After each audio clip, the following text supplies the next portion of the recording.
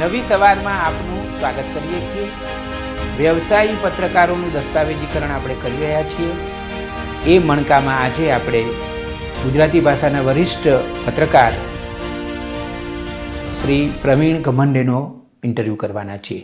એ છારા જાતિ છે। બ્રિટિશરોએ criminal tribe act નામનો એક કાયદો બનાવ્યો હતો અને આખા ભારતમાં જ્યાં જ્યાં અમારા લોકો રહેતા હતા, અમારા સહિતની ઘણી બધી એવી કોમો હતી, એમને આ કાયદા હેઠળ પકડીને જેલમાં પૂર્યા હતા। એટલે ફૂલછાપની ઓફિસે ગયો, ગુજરાત મિત્રની ઓફિસે ગયો, પણ ત્યાં કે ભાઈ અમારે તો અહીંયા સ્ટાફ પૂર્ણ છે એમ કરીને પછી એક યુએનઆઈ પીટીઆઈ એજન્સી જે હજુ પણ ચાલે છે, એટલે યુએનઆઈની ઓફિસ ખાનપુરમાં હતી। એ વખતના આર્કિયોલોજિસ્ટ એસઆર રાવ એમણે કંઈક એવી જાહેરાત કરી કે ભાઈ અમે ભગવાન શ્રી કૃષ્ણની દ્વારકા શોધી કાઢી છે। દ્વારકાની નજીક દરિયામાંથી મુંબઈ સમાચાર ગુજરાતમાંથી શરૂ કરવાનું એ લોકોનું આયોજન હતું અને એમને સોંપેલું હતું। મયંકભાઈ વ્યાસ એમાં ચીફ રિપોર્ટર હતા, એટલે મને બોલાયો, એટલે હું એમાં જોડાયો મુંબઈ સમાચારમાં। જે સેવા વસ્તીમાં રહેતા લોકો છે, જે લોકો સુધી હજી વિકાસ નથી પહોંચ્યો, એવા અનેક લોકો હજી પણ ભારતમાં છે। તમે પત્રકારત્વ 35થી વધારે વર્ષથી કરી રહ્યા છો, તો આ જે રહી ગયેલા લોકો છે એની વાત, એની પીડા કે એની મથામણો માધ્યમોમાં આવે છે, તમને કેવું લાગે છે? આજે સમાજમાં દરેક એક સમાન છે, સરખા છે, એમાં કોઈ પણ હોય, ઓબીસી વર્ગ હોય, એસટી એસસી જેને આપણે કહીએ, તો અમદાવાદ શહેરમાં આજે પશ્ચિમ વિસ્તાર જે છે, તો પશ્ચિમ વિસ્તારની જે લોકસભાની બેઠક છે હવે એ શેડ્યુલ કાસ્ટની થઈ। અગર મુझे से मोहब्बत है मुझे सब अपने गम दे दो इन आँखों का हर एक आंसू मुझे मेरे सनम दे दो अगर मुझे से मोहब्बत है।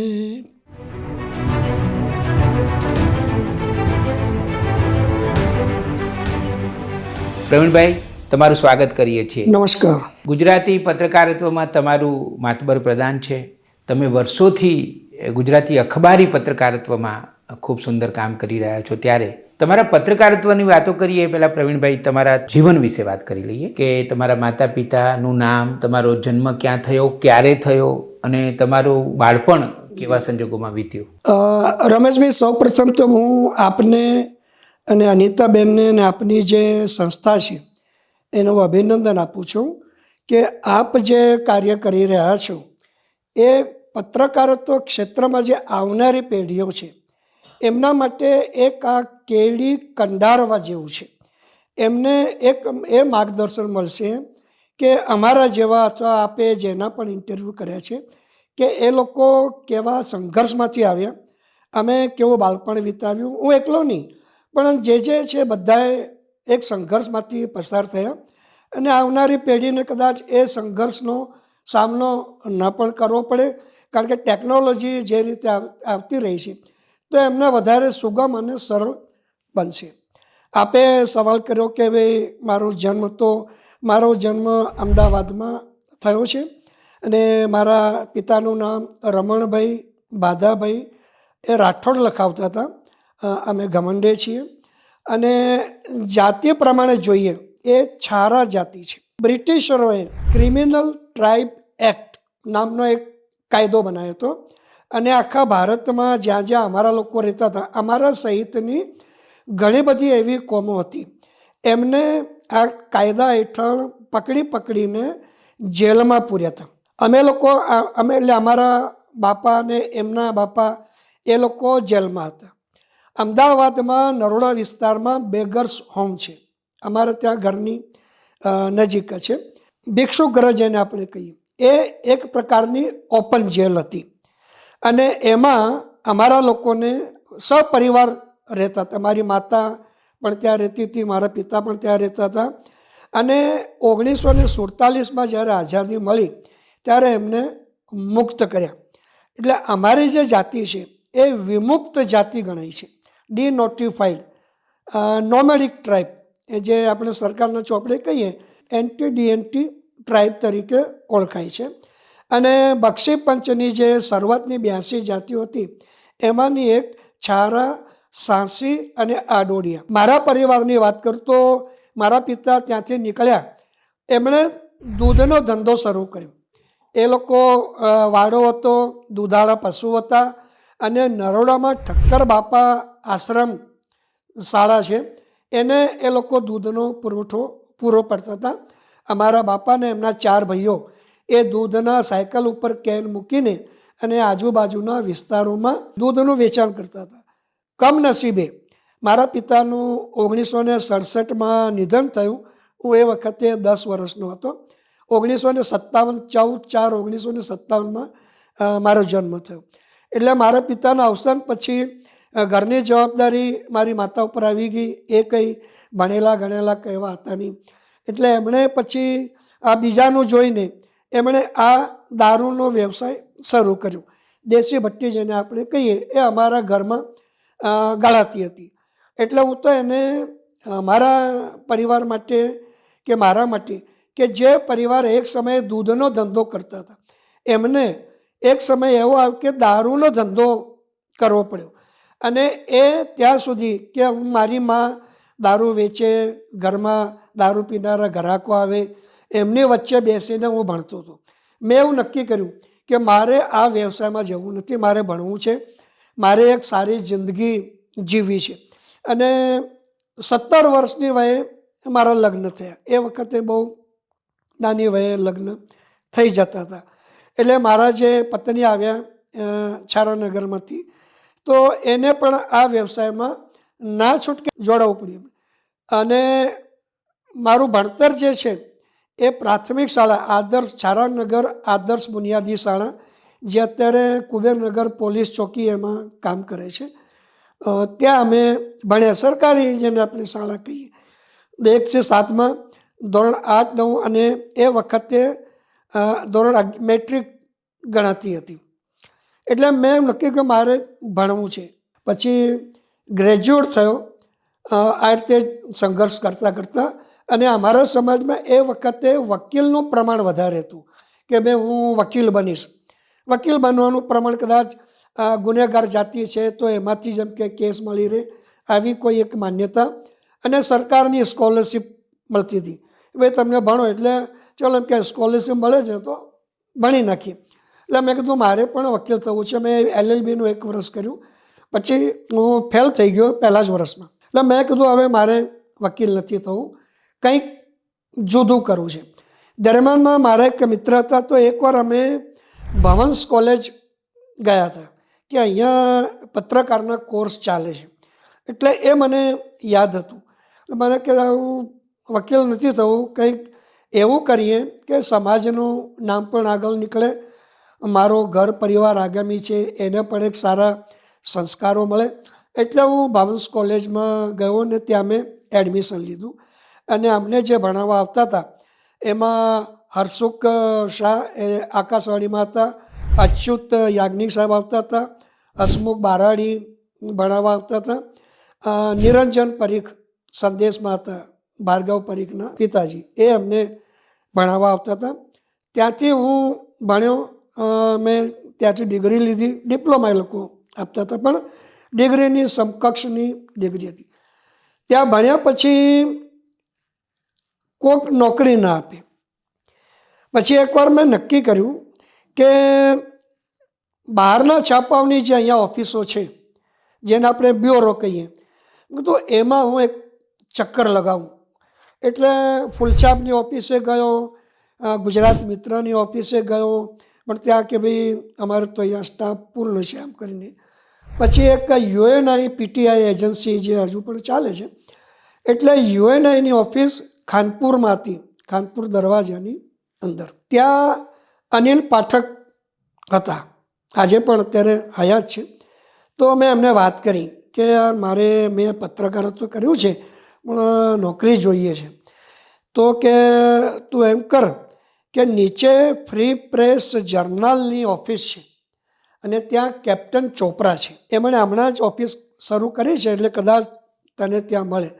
એટલે હું એમનો આભાર માનીને નીચે ભોયરામાંથી હું ત્યાં ગયો ને તો સામે કેપ્ટન ચોપરા સાહેબ બેઠા હતા, મારા ગુરુ હું એમને કહીશ. એટલે ત્યાં ગયો ને મને જોયો, પછી મને કે બોલો. એટલે મેં કીધું સર મુझे નોકરી चाहिए. પછી એણે મને પૂછ્યું, જેમ આપે પૂછ્યું કે ભાઈ જાતિ હતી, એટલે મેં એને સાચું કીધું, સર મેં છારા જાતિ से हूँ. એટલે એમને એકદમ બહુ લાગેલું કે તું क्या बोल रहा है, तुझे मालूम है? मतलब सर जो है मैं बोल रहा हूँ. તો એને બહુ ગમ્યું કે ભાઈ આવું સાચું બોલનાર છે. દેખ मुझे गुजराती नहीं आती और तुझे अंग्रेजी नहीं आती. यहाँ जो गुजराती अखबार आते हैं वो तुझे मुझे पढ़कर सुनाना है कि क्या न्यूज़ आज है. मतलब सर ठीक है, और मैं तुझे यहाँ पर सिखाऊंगा. એટલે ત્યાં મેં 1 વર્ષ કામ કર્યું. ચોપરા સાહેબની ઓફિસમાં જીવાઈ પટેલ ટાઈમ્સ ઓફ ઇન્ડિયામાં હતા, પછી અનિલ પાઠક, પછી દિનકર પંડ્યા પેટ્રિયોટમાં અહીંયા પત્રકાર હતા. એ બધા એમને તાવે, અને જે ગુજરાત પત્રકાર સંઘ છે GJU, એની એ લોકો આગેવાનો હતા બધા, ચોપરા સાહેબને એ બધા. એટલે ત્યાં આવે પછી એમણે જીવાઈ પટેલને કીધું કે એ લડકે કા કુછ કરો, કે इसको અંગ્રેજી તો નહીં ગુજરાતી મેં. એટલે એમણે પ્રભાતમાં મનુભાઈ મિસ્ત્રી ગુજરી ગયા, એટલે હું પ્રભાતમાં જોડાયો 1984-85માં. 1983માં હું પત્રકારત્વ ક્ષેત્રે આવ્યો અને મનુભાઈની સાથે પ્રભાત એટલે સ્કૂલ ઓફ જર્નાલિઝમ ગણાતી હતી, કે ભાઈ ત્યાંથી બધા પત્રકારો શીખીને ભણીને પછી આગળ જઈ. ત્યાં મેં કામ કર્યું. 1985ના કોમી તોફાનો અમે જોયા છે, અને એવા ભયંકર તોફાનો રમેશભાઈ કે મધુરમ દિલ્હી ચકલા મધુરમ ટોકીઝની આ બાજુ પ્રભાતની ઓફિસ નાકા ઉપર, ત્યાંથી દિલ્હી દરવાજાની બહાર જવા માટે ચાલીને જવાય નહીં. એટલે એ લોકો શું કરે કે એ વખતે આર્મીને સોંપેલું હતું આખું અમદાવાદ. એટલે આર્મીની જે પેટ્રોલિંગની ગાડીઓ નીકળે તો એમને હાથ કરીને ઊભા રાખીને કે ભાઈ એ લડકા यहाँ पत्रकार है, उसको आप બહાર ઉતાર દેના. એમ કરીને બહાર ઉતરો ને પછી ત્યાંથી જે કંઈ બી સાધન મળે એ રીતે પ્રભાતમાં હું તૈયાર થયો. પછી ચોપરા સાહેબ 12મી માર્ચ 1986માં સંભાવ શરૂ થયો. ભૂપતભાઈ વડોદરા સાહેબે શરૂ કર્યું. એ બધા ચોપરા સાહેબના બધા મિત્રો હતા. તો મને કે પરવીન તું સંભાવ મેં ચલા જા. પ્રભાતમાં મને 400 રૂપિયા આપતા હતા એ વખતે, પણ એક સંતોષ હતો કે કંઈક તો એમ મળે છે. એટલે હું 5મી માર્ચે સંભાવમાં જોડાયો, અને ત્યાંથી મારી પત્રકારત્વ કારકિર્દીની શરૂઆત થઈ એમ કહીએ તો પણ ચાલે. સંભાવમાંથી પછી હું સંદેશમાં જોડાયો. સંદેશમાંથી પછી ટાઈમ્સ ઓફ ઇન્ડિયા ગુજરાતી અખબાર શરૂ થયું હતું. અરવિંદ ગોસ્વામી સાહેબ એના એડિટર હતા. એટલે એમણે કાંતિભાઈ પટેલ જે અત્યારે જય હિન્દમાં છે એ ચીફ રિપોર્ટર હતા. એટલે એમણે કીધું કે આ છોકરાને એમ કે મારું નામ આપ્યું કે આ ઘમંડ એને એમ કે લેવા જેવા છે, બહુ હોશિયાર છે, એવું એમણે કીધું. તો ગોસ્વામી સાહેબ કે શું કરીશું, કે એમના ગુરુ છે ને ચોપરા સાહેબ છે, કે તમે એમને કહો ને એની વાત એ માનશે. એટલે એમણે ચોપરા સાહેબને વાત કરી. એટલે ચોપરા સાહેબ મને કે પરવીન તું ટાઈમ્સ ઓફ ઇન્ડિયામાં ચાલે, કારણ કે એમને ખબર કે ભાઈ આ અમને ખ્યાલ નહીં બે સંસ્થા કે આ કેટલું મોટું અખબાર છે, કે તું उसमें ચલા જા. મેં કીધું ઠીક હે સર. એટલે હું ગુજરાતી ટાઈમ્સ ઓફ ઇન્ડિયામાં જોડાયો. હું આપને એ કહીશ કે મારી પત્રકારત્વ ક્ષેત્રની 35-40 વર્ષની જે કેરિયર છે, કારકિર્દી, એમાં ટાઈમ્સ ઓફ ઇન્ડિયા એક મારો ગોલ્ડન પીરિયડ, એક સુવર્ણકાળ હતો. મને એમણે જે તક આપી, અને હું એમ કહીશ કે એ વખતે ગુજરાતની જીવાદોરી નર્મદા યોજના સામે એક અંતરાયો ઊભા થયા હતા. નર્મદા બચાવ આંદોલન આખું એક એક્ટિવિસ્ટોએ શરૂ કર્યું હતું, અને એમની મુંબઈમાં એક મિટિંગ રાખી હતી. ગોસ્વામી સાહેબને કોઈક અંગ્રેજી છાપામાં એમણે વાંચ્યું હશે, મને કે ગમંડે તમે એમ કે ત્યાં જાઓ અને એમનું બધું જુઓ કે એ લોકો આ યોજનાને રોકવા માટે શું એમનું આયોજન છે. એટલે મને મુંબઈ મોકલો. એમને હું ત્યાં 2 દિવસ રોકાયો અને એમણે પ્રેસ કોન્ફરન્સ કરીને બધું કહ્યું કે અમે આ યોજનાને રોકવા માટે એમના શું તબક્કાવારના પગલાઓ છે, આયોજન છે, એ બધું કહ્યું. એ આવીને પછી મેં સાહેબને વાત કરી. સાહેબે પછી આખી એક સિરીઝ શરૂ કરી કે નર્મદા યોજનાની સામે કેવા કેવા અંતરાયો આવનારા સમયમાં આવવાના છે. અને એમણે જે કહ્યું હતું કે અમે છેક સુપ્રીમ કોર્ટ સુધી લડીશું, તો એ વાત સાચી જ પડી. અને એ લોકો આખો મામલો સુપ્રીમ કોર્ટમાં લઈ ગયા અને સુપ્રીમ કોર્ટમાં 6 વર્ષ સુધી આખી યોજના અટવાયેલી હતી. એ વખતના મુખ્યમંત્રી અમરસિંહ ચૌધરી હતા, એમનો પણ અમે ઇન્ટરવ્યૂ કર્યો હતો, ગોસ્વામી સાહેબ સાથે હતા. અને એના કારણે ગુજરાતમાં એક એવી જાગૃતતા આવી કે આ યોજનાને સામે જો આપણે બચાવવા નહીં પડીએ તો મુશ્કેલી આવી શકી છે. એનો શ્રેય ગોસ્વામી સાહેબને અને ટાઈમ્સ ઓફ ઇન્ડિયા ગુજરાતીને જાય છે.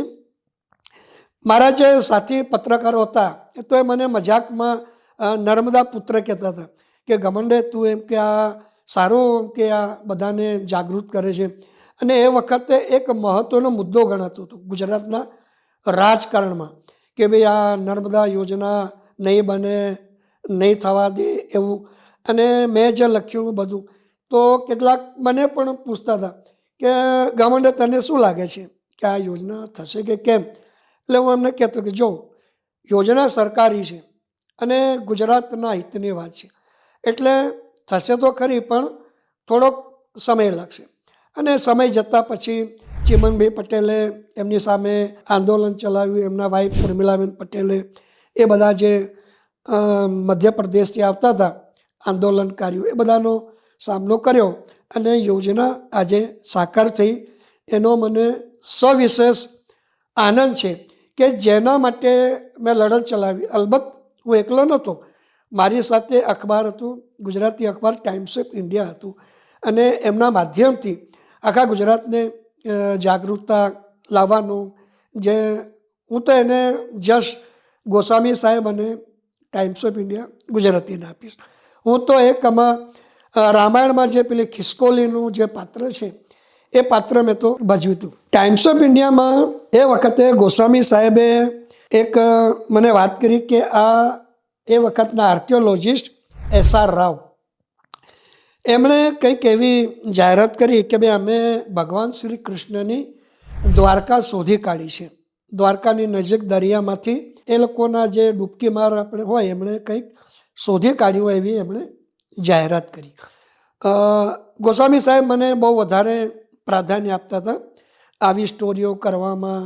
એ રીતે તો મને કે તમે આનું કંઈક સંશોધન કરો.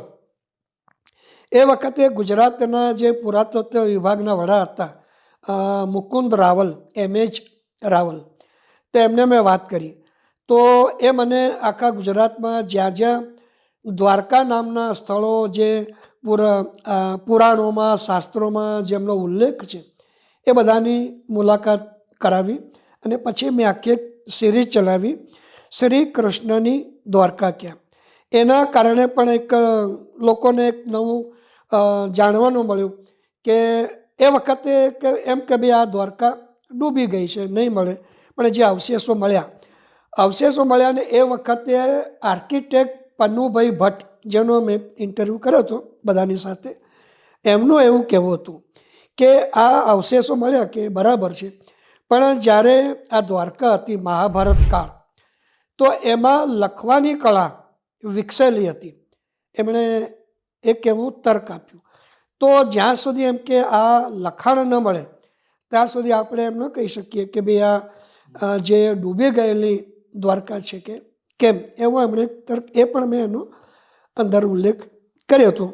એ મારા પત્રકારત્વ ક્ષેત્રની જે સારી જે ઇન્વેસ્ટિગેટિવ સ્ટોરી કહી શકાય એવી એક એ હતી. તમે અલગ અલગ અખબારોમાં કામ કર્યું. પ્રભાતમાં કેટલા વર્ષ? પ્રભાતમાં હું 1 વર્ષ રહ્યો, પછી સંભાવમાં હું 2-3 વર્ષ મેં કામ કર્યું. ગુજરાતી ટાઈમ્સ ઓફ ઇન્ડિયામાં હું 4.5 વર્ષ રહ્યો, શરૂઆતથી લઈને છેક સુધી. પછી કંઈક કોઈ કારણોસર એમને બંધ કરવાની કંઈક ફરજ પડી, એટલે વળી પાછો હું એકડે મારે શરૂ કરવું પડ્યું. અને જે રીતે અગાઉ નીકળ્યો હતો એ રીતે વળી પાછો હું દરેક છાપાની ઓફિસે ગયો અને હું ફરીથી પ્રભાતમાં જોડાયો અને પ્રભાતમાંથી પછી વળી પાછો સંદેશમાં ગયો. અને સંદેશમાં હતો ત્યારે મયંક વ્યાસ જનસત્તામાં હતા. તેમણે મને કે ગમને તારો નંબર મને આપી રાખ, એટલે મેં મારો નંબર આપી રાખ્યો. એ વખતે કે મોબાઈલ કે એવું કંઈક હતું નહીં. એમણે મુંબઈ સમાચારનું કંઈક અહીંથી આવૃત્તિ શરૂ કરવાનું ચાલતું હશે, એટલે એમણે પછી મને ફોન કર્યો કે અહીંયા એમ કે તમે મળવા આવો. એટલે ગિરીશભાઈ ત્રિવેદી જે હમણાં ગુજરી ગયા, દીપલ ત્રિવેદીના પિતાશ્રી, તો મુંબઈ સમાચાર ગુજરાતમાંથી શરૂ કરવાનું એ લોકોનું આયોજન હતું અને એમને સોંપેલું હતું. મયંકભાઈ વ્યાસ એમાં ચીફ રિપોર્ટર હતા, એટલે મને બોલાયો, એટલે હું એમાં જોડાયો મુંબઈ સમાચારમાં. અને મુંબઈ સમાચારમાં જે વેતન પંચ હોય એ પ્રમાણેના એ લોકોના પગાર ધોરણો હતા. ગુજરાતી છાપામાં એ વખતે કંઈ વેતન પંચ પ્રમાણે દરેક આપતા નહોતા, સિવાય કે Indian express, Times of India, Jansatta એ લોકો એનો અમલ કરતા હતા, પણ બીજા બહુ ભાગ્યે જ કરતા હતા. એટલે મુંબઈ સમાચારમાંથી એ વખતે સંભાવે પાછું રીલોન્ચિંગ કર્યું એટલે કે બહુ સારા પગારો આપે છે. મુંબઈ સમાચારમાં હું કાયમી હતો અને મારો પગાર 6,000 રૂપિયા હતો એ વખતે. અચ્છા, મુંબઈ સમાચારમાં પછી એક એવું રિપોર્ટિંગ કર્યું શંકરસિંહ વાઘેલા. એમણે 1995માં ભાજપની સરકાર આવી એટલે એમણે રાજકીય બળવો કર્યો હતો, એટલે એની રિપોર્ટિંગ કરવાની એક તક મને મુંબઈ સમાચારમાંથી મળી હતી. અમે ગાંધીનગર જઈએ, મંત્રીઓના નિવાસસ્થાનો છે ત્યાં બધું પ્રમોદ મહાજન, ભાજપના ભલભલા નેતાઓ મોટા ગજાના ત્યાં આવે ને ફરે ને મીડિયાને મળે. એટલે મારી પત્રકારત્વની કારકિર્દીમાં એક રાજકીય બળવો કોને કહેવાય એનું રિપોર્ટિંગ કરવાની પણ મને તક મળી હતી. અને ત્યાંથી હું વળી પાછો સંભાવમાં જોડાયો ને આ રીતે એક પછી એક અખબારોમાં મને કામ કરવાની તક મળી. સુરતથી પ્રકાશિત ગુજરાત ગાર્ડિયનની અહીંયા ઓફિસ હતી, એમાં પણ અમે કામ કર્યું છે. ભાસ્કર છોડીને લગભગ બધા ગુજરાત સમાચાર, સંદેશ એ બધામાં બી મને કામ કરવાની તક મળી છે. એક વર્કિંગ જર્નલિસ્ટ તરીકે તમે સતત જુદા જુદા અખબારોમાં લોકોની સાથે કામ કરતા રહ્યા છો અને અલગ અલગ બીટ તમે સંભાળી. જી. મારે તમને એ પૂછવું છે કે આ જે પત્રકારત્વ તમે કર્યું એનાથી તમને પોતાને કેટલો સંતોષ થયો? પત્રકારત્વ જે છે રમેશભાઈ, એ લોકશાહીમાં એક સમાજ માટે છે, જેને આપણે ચોથી જાગીર કહીએ. લોકશાહીના જે 4 સ્તંભ છે એમાંનું એક છે. મેં જે પત્રકારત્વ કર્યું અને હું જે પત્રકારત્વ ક્ષેત્રમાં આવ્યો એ મેં આપને કીધું કે મારે કંઈક બનવું છે. એના માટે જે મારો સમાજ જે દિશામાં જઈ રહ્યો હતો મારે ત્યાં જવું નહોતું, મારે કંઈક જરા હટકે એમ કરીને હું આવ્યો. અને મેં જોયું કે પત્રકારત્વ એવું ક્ષેત્ર છે કે એ ધારે તો ઘણું બધું કરી શકે છે, જેને આપણે કહીએ કે સમાજ કો બદલ ડાલો, દેશ દુનિયાને બદલી નાખો એવી તાકાત આ પત્રકારત્વ અને ખાસ કરીને પ્રિન્ટ મીડિયામાં છે. અત્યારે તો ઇલેક્ટ્રોનિક મીડિયા, ડિજિટલ મીડિયા અને પ્રિન્ટ મીડિયા 3 પ્રકારના મીડિયા છે. અને સદભાગ્ય મને ત્રણેયમાં કામ કરવાની તક મળી છે. મેં GTPLમાં પણ ઇલેક્ટ્રોનિક મીડિયામાં 1 વર્ષ કામ કર્યું છે અને ડિજિટલ મીડિયામાં પણ મેં કામ કર્યું છે.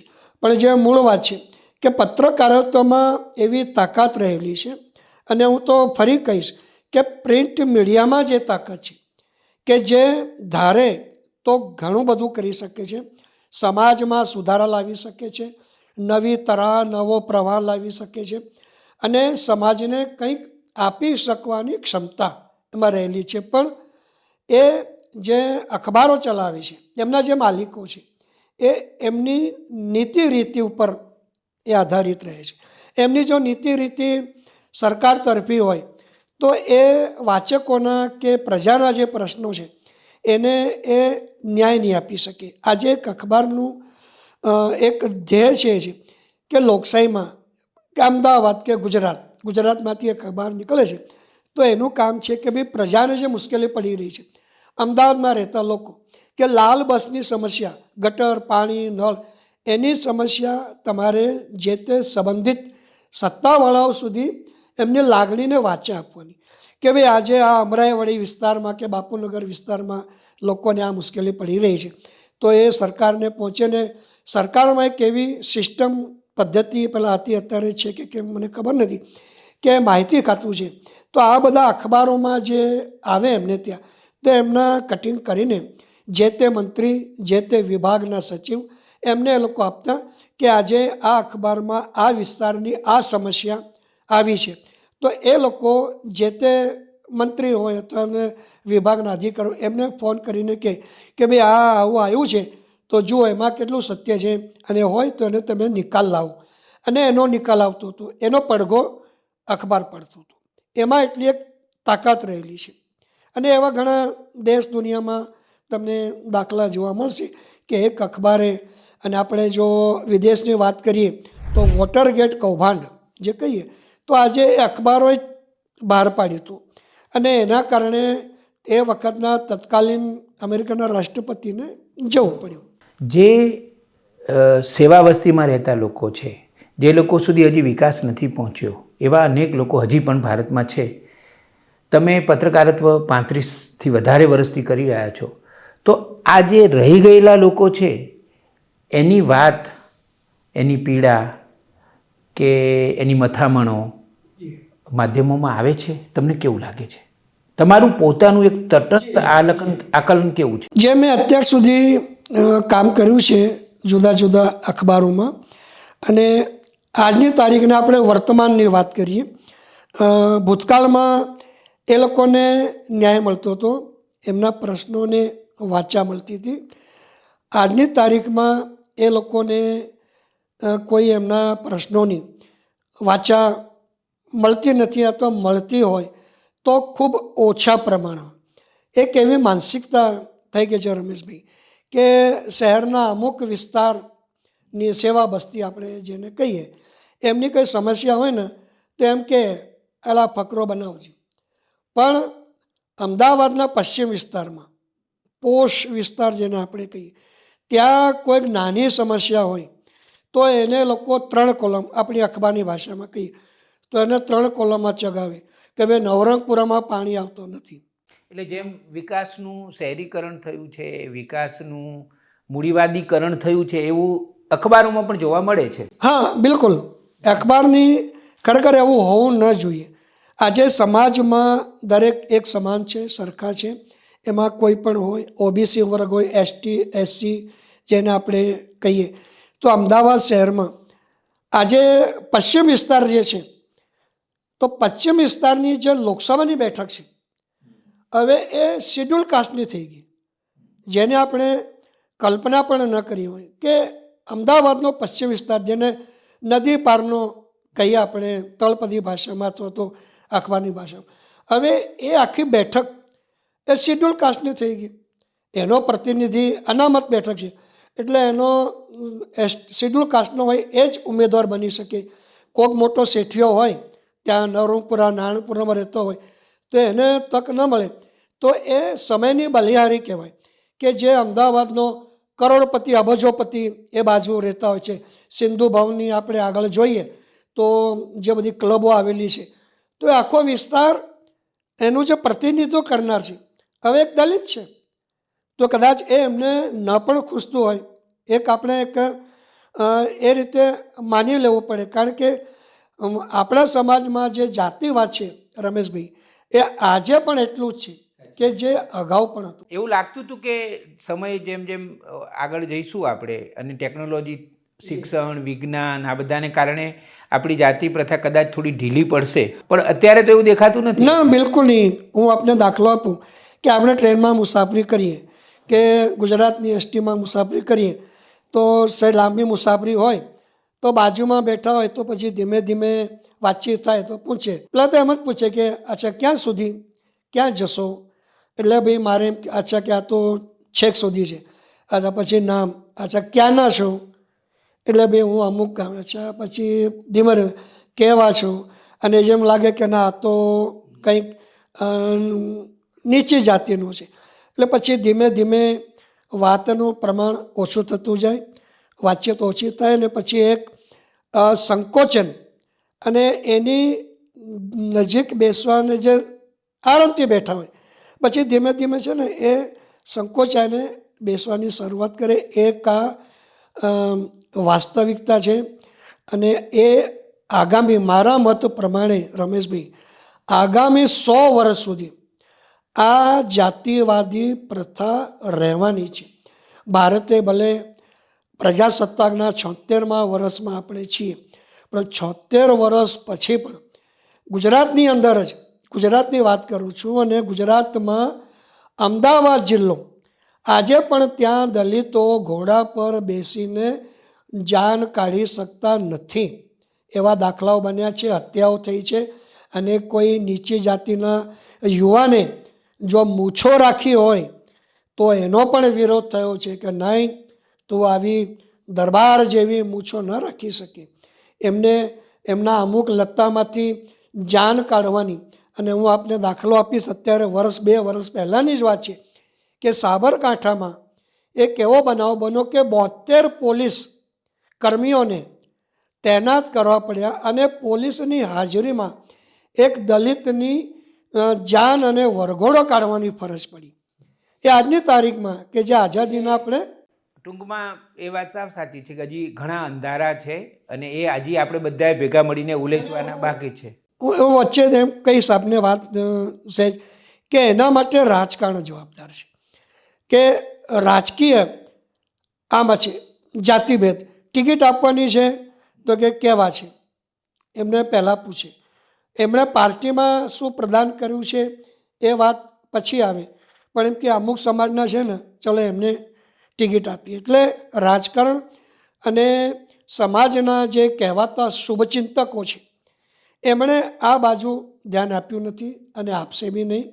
મારી તો હું પોતે ઓબીસી સમાજમાંથી આવું છું. અમારી જે જાતિ છે એ મૂળ ગરાસિયા છે અને રાજસ્થાનના છે. હું જે કદાચ કહેવાનું રહી ગયું હશે, પણ અમારી જે મૂળ જાતિ છે જ્યાં છારા, સાંસી, હાડોડિયા, એ રાજસ્થાનમાં મહારાણા પ્રતાપના, અમારો જે ઇતિહાસ એમ કહે છે કે મહારાણા પ્રતાપના એ લોકો સૈનિકો હતા, વંશજો હતા, અને જ્યારે એમની પડતી થઈ અને એમનું જે આખું સૈન્ય વેર વિખેર થઈ ગયું ત્યારે અમારા જે બાપદાદા હતા એ લોકો વેર વિખેર થઈ ગયા અને ગામે ગામ ભટકતા થઈ ગયા. અને આ તબક્કે હું એ કહેવાની પણ તક ઝડપીશ કે પંજાબના મહારાજા રણજીતસિંહ કે જેની સત્તા આણ છે અફઘાનિસ્તાન સુધી હતી, એ પણ સાંસી સમાજના છે. અમૃતસરમાં અને પંજાબમાં સાંસી તરીકે અમારી કોમ ઓળખાય છે. અને આ જો 10 વર્ષ પહેલાં સુધી અમૃતસરનું જે એરપોર્ટ છે, ઇન્ટરનેશનલ એરપોર્ટ, એનું નામ રાજા સાંસી નામ હતું, રાજા સાંસી. પણ પછી કઈ સરકાર આવી, એ લોકોને ન ગમ્યું આ નામ, એટલે એનું નામ બદલીને કંઈક બીજું રાખ્યું છે. અને પંજાબમાં અમારા લોકો છે તો એ લોકો પછી શીખ ધર્મ પણ અપનાવીને એ લોકો રહે છે અને એ લોકો શીખ બની ગયા છે. પણ વાતચીત કરી અમે તો તરત ખબર પડી જાય કે ભાઈ આ અમારી જાતિનો છે. બહુ સરસ. પ્રવીણભાઈ, હવે છેલ્લો સવાલ મારે તમારા પરિવાર વિશે પૂછવો છે. તમારો દીકરો સંજય એની સાથે મેં કામ કરેલું છે. તમારા પરિવાર વિશે વાત કરો તમે, અને તમારા આ વ્યવસાયમાં, તમારી કારકિર્દીમાં તમારા પરિવારનું કેટલું યોગદાન, કેટલો સહયોગ રહ્યો છે એ પણ અમારે જાણવું છે. રમેશભાઈ, તમે સવાલ સારો કર્યો છે. આમ તો પરિવાર વિશે લોકો બહુ ઓછું કહેતા હોય છે, પણ મને એ કહેવાની તક મળી છે કે મારું આજે જે પરિવાર છે, આ મારી જે કાળજી લીધી, મારા પરિવારની જે કાળજી લીધી, એ મારા જે પત્ની છે ભાનુ, એને હું સવિશેષ એનો આભાર બી માનું છું. અને હું જ્યારે પત્રકારત્વ ક્ષેત્રમાં આવ્યો પછી મેં કીધું કે ભાઈ ભાનુ, આપણે આમાં આ નથી કરવું, ભલે ભૂખે મરશું પણ આ આપણે નથી કરવું. અને 400 રૂપિયા, મેં જે અગાઉ વાત કરી, અને અમે એવા દિવસો ગરીબીના જોયા છે રમેશભાઈ, કે એક રોટલી હોય ને, એક રોટલી તો અમે બંને અડધી અડધી ખાતા હતા. એ કહેવા મને જરાય સંકોચ નથી. મારે 2 દીકરી અને 3 દીકરા છે. મેં 2 દીકરીઓ પરણાવી. 3 દીકરામાં મોટો દીકરો સંજય છે, એ પણ મારા નકશે કદમ કહીએ કે મારા પગલે ચાલીને પત્રકારત્વ ક્ષેત્રમાં આવ્યો. એણે પણ સંઘર્ષ કર્યો. આજની તારીખમાં એ પણ સંઘર્ષશીલ છે. અને હું તો કહું છું કે માણસની જિંદગી છે ને, એ આજીવન સંઘર્ષોથી જ ભરેલી છે. હું ઘરે મેં કાલે જ દાખલો આપ્યો હતો મારી વાઈફને, કે મુકેશ અંબાણી છે ને, તો એને બી સંઘર્ષ કરવો પડે છે. આજે એની પાસે એટલી સંપત્તિ છે કે એની 140 પેઢી બેઠા બેઠા ખાઈ શકે. પણ આજે એને બી નીતા અંબાણી એમ કહેતી હશે, મુંબઈમાં જેમનું નિવાસસ્થાન છે, મુકેશ, ચાલ તું જામનગર જા, હેલિકોપ્ટર તૈયાર છે, અને ત્યાં જઈને જો રિફાઇનરી બરાબર ચાલે છે કે નહીં, એવું એ ચોક્કસ કહેતી હશે. એ વાત જ્યારે એમની આત્મકથા બહાર આવશે ત્યારે પણ એ એવું કહેશે. એટલે મારા જે સંતાનોમાં સંજય છે, સંજયથી નાનો વિકાસ છે. એ વિકાસની થોડીક વિતક કથા એવી છે કે એ છોકરાના લગ્ન થયા, એક બાબો આવ્યો. હવે એને આંખના પડદા, રમેશભાઈ, ખસી ગયા. અને આંખના પડદા ખસતા ખસતા એક એવો તબક્કો આવ્યો કે આજે એને આંખોની રોશની જતી રહી છે, વિકાસની. એટલે મારા પરિવારમાં એક અંધજન, જેને આપણે કહીએ કે એની જવાબદારી મારામાંથી છે.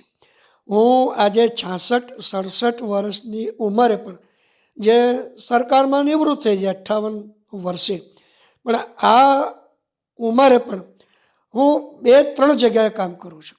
એના માટે કે એને એક ડગલું ચાલવું હોય વિકાસની, તો એને એક સાથીની જરૂર પડે. અને એને આ થયું એટલે એની જે વાઈફ છે, તો એ છોડીને જતી રહી. સ્વાભાવિક છે કે ભાઈ આની સાથે હું મારી જિંદગી કઈ રીતે વિતાવીશ. પણ પછી અમે બીજા બધા એને સમજાવ્યું કે આવું તારી સાથે થયું હોત તો. એટલે એના કંઈક ગળે વાત ઉતરીને આજે એની સાથે રહે છે. એનાથી નાનો ચિરાગ છે, જે અત્યારે એણે LLB કરી છે, સનદ હજુ લીધી નથી, પણ એ મારી સાથે રહે છે. એ અપરિણિત છે, પરણ્યો નથી. એણે એમ કીધું કે મારે પરણવું નથી. અને એણે બૌદ્ધ ધર્મ પ્રત્યે એ થોડીક વધારે આસ્થા ધરાવે છે. 2 દીકરીઓ મારી ગાયત્રી અને રંજીતા, એ બંનેને મેં પરણાઈ છે. અને પરિવારમાં સંજય છે, એનો પરિવાર મારી સાથે જ રહે છે. અને અત્યારે હું જે રહું છું, મારું જે મકાન છે, પત્રકારત્વમાં આટલા વર્ષો સુધી મેં આની જગ્યાએ કામ કર્યું, પણ હું મારું ઘર બનાવી ન શક્યો. મારું જે ઘર હતું એ સિમેન્ટના પતરાવાળું, અને સિમેન્ટના પતરા ત્યારે પડ્યા કે જ્યારે ટાઈમ્સ ઓફ ઇન્ડિયા ગુજરાતી બંધ થયું, ત્યારે એ સંસ્થાએ દરેક કર્મચારીને 18 પગાર આપ્યા હતા. 1.5 વર્ષનો પગાર એ લોકો આપ્યું કે ભાઈ તમે 1.5 વર્ષ સુધી તમને કંઈક વાંધો ન આવે. એ રીતે એમણે કંઈક સારું, જે આજે તો આપણે કલ્પના પણ ન કરી શકીએ કે આટલો પગાર આપે. 1 મહિનાનો પગાર બી આપતા નથી. એના જે પૈસા આવ્યા હતા, લાખેક રૂપિયા એ વખતે, એમાંથી મારું જે ઘર હતું એ નળિયાવાળું હતું. અને એ નળિયા કાઢીને પછી આ સિમેન્ટના પતરાવાળું બનાવ્યું વર્ષો સુધી.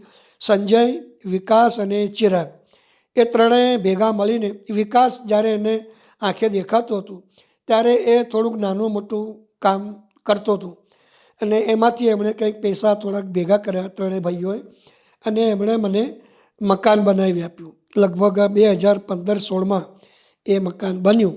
એમાં અમે રહીએ છીએ અને હું મારા આપના માધ્યમ થકી ત્રણેય દીકરાઓનો આભાર બી માનું છું કે એમણે મને અને મારા વાઈફને એક રહેવાની એક સારી વ્યવસ્થા કરી આપી. ન તો અમે દર ચોમાસામાં, રમેશભાઈ આ આપ ખાસ કહેજો, દર ચોમાસામાં હું અને મારા વાઈફ પાંચકુવા જઈએ. ત્યાં જે મોટા પ્લાસ્ટિક પડ્યા હોય ઘર ઉપર નાખવાના, એ પ્લાસ્ટિક લઈએ, મારા ઘર ઉપર નાખીએ. ચોમાસામાં પાણી નીચે આવતું હોય એમાં એ રસોડામાં રોટલી બનાવે. રસોડું બી કંઈક સારું નહીં, એ રસોડામાં રોટલી બનાવે, પાણી ટપકતું હોય, છોકરાઓ બરાબર ઊંઘી ન શકતા હોય. એવા દિવસો અમે જોયા છે અને હું તો ઈશ્વરને, ભગવાનને પ્રાર્થના કરું છું રમેશભાઈ કે અમે જે જોયું, અમે જે સંઘર્ષમાંથી પસાર થયા, એ આજની નવી પેઢી એમાંથી પસાર ન થાય એવી હું ભગવાનને પ્રાર્થના કરું છું.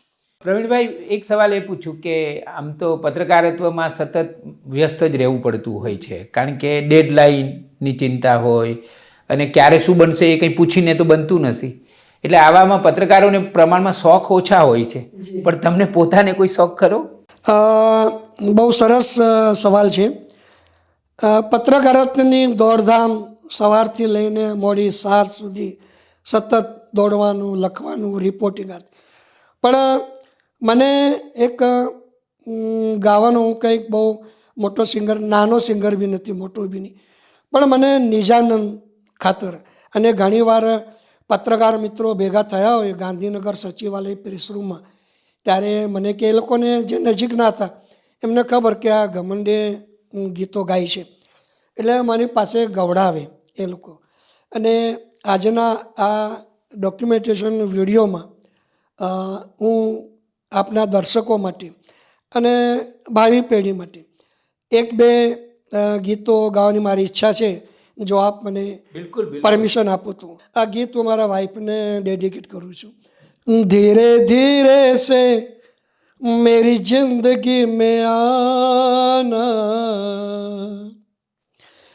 धीरे धीरे से दिल को चुराना, तुमसे प्यार हमें है कितना जाने जाना, तुमसे मिलकर तुमको है बताना, जब से तुम्हें देखा दिल को कहीं आराम नहीं, एक तेरे सिवा मेरे होठों पर कोई नाम नहीं, आजा आजा अब कैसा शर्माना, धीरे धीरे से दिल को चुराना. एक बीजू गीत आप मंजूरी आप. अगर मुझसे मोहब्बत है मुझे सब अपने गम दे दो, इन आँखों का हर एक आंसू मुझे मेरे सनम दे दो, अगर मुझसे मोहब्बत है. ये रेशमी जुल्फे, ये शरबती आँखें, इन्हें देख कर जी रहे हैं सभी, इन्हें देख कर जी रहे हैं सभी, ये रेशमी जुल्फे, ये शरबती आँखें. તમે આ તમારો ગાવાનો શોખ આટલો સરસ રીતે જાળવી રાખ્યો છે, એ પણ બહુ જ મોટી વાત છે.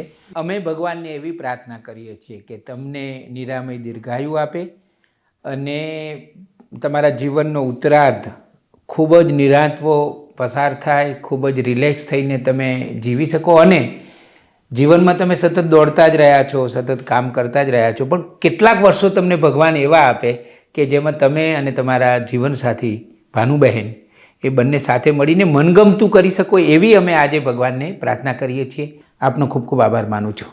નમસ્તે.